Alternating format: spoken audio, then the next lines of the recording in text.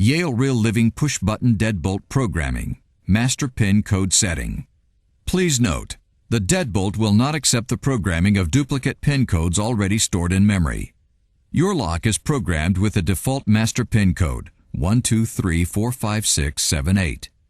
For your added security, the lock will not allow you to add users or change options without first changing the factory master pin code. The master pin code must be changed after the lock is installed and handed. Pin codes can range from 4 to 8 digits in length. In this example, we will change the factory default master pin code to 123456. First, enter the factory master code followed by the pound key.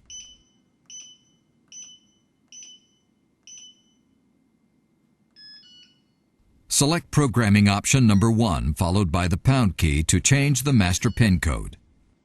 Enter 123456 followed by the pound key.